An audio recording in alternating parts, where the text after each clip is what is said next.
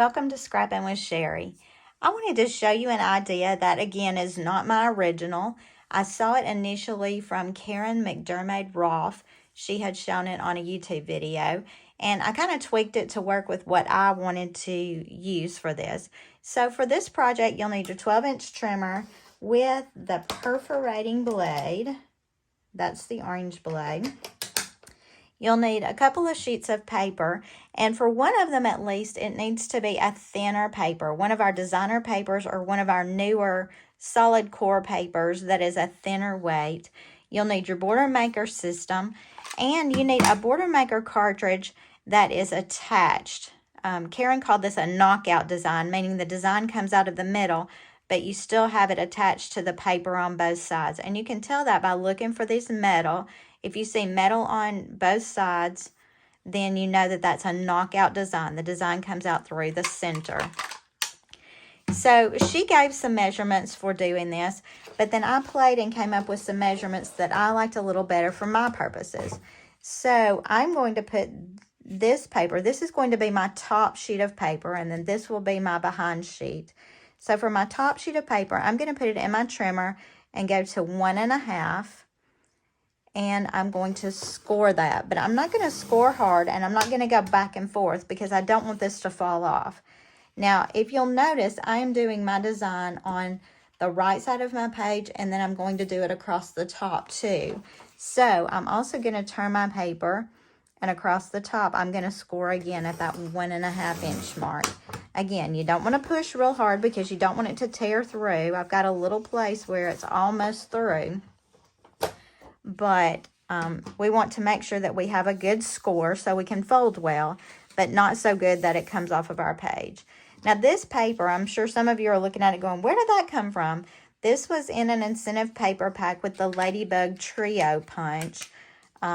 Something you could buy, get, one of Creative Memories promos that has gone on recently. But I am folding my paper over, putting it into my Border Maker paper guide. And then I'm using this knockout punch, and I'm just going to punch right down that edge, all the way down that right side.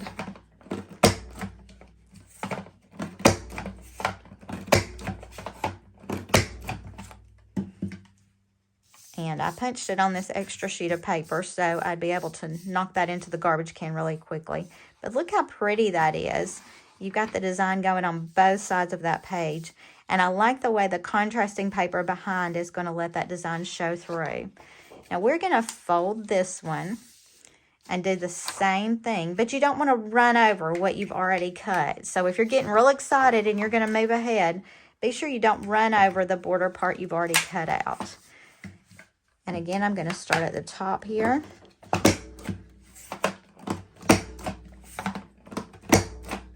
Now, obviously, if your paper is just a touch thicker, it's going to be much harder to punch. This designer paper is actually very easy to punch when I've got it doubled like that. Now, let me empty my scraps, and then I'll show you what we've got. So that was lining it up to perforate at 1.5.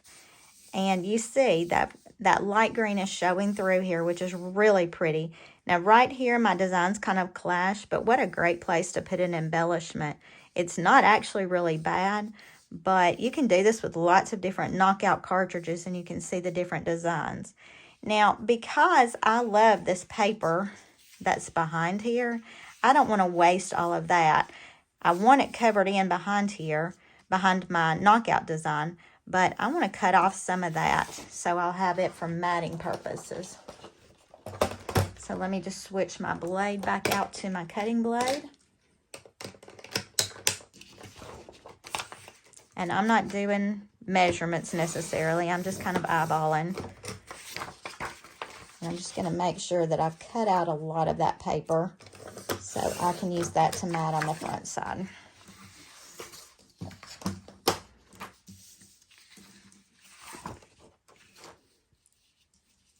Whew, it worked. Sometimes it works, sometimes it doesn't.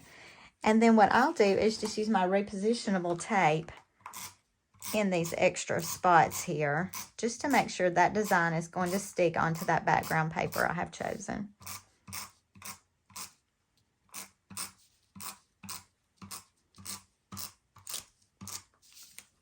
And you can see it tore a little bit right there. I can just run some repositionable over that to hold it together. And then I'm just going to line this up on this sheet of paper right here.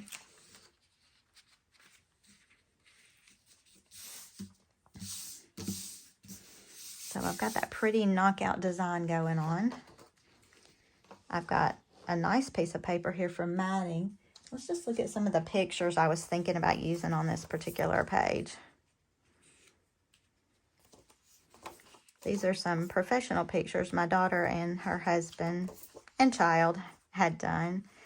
And obviously they're not going to all go on this page, but it would be very easy for me to create another one of these, and I could do it so the design goes across the top and down this side. I could do one this way and one this way so the designs are opposite one another. There are a lot of options that I have here. So I will play with this. I'm thinking I probably will mat in brown to bring in some of the woodsy brown colors. But I'll play with this, and you'll get to see the photo of this in just a few minutes. I hope you'll try this idea. Remember, you need a border maker cartridge that is a knockout style, meaning it has the metal on each side of it and the design goes through the middle. But I hope you'll try this. Let me know what cartridges you had that worked really well. This one is a Garland cartridge. It's really old. I've had it for a long time and really like it. So let me know what you choose to use. And until next time, happy scrapping.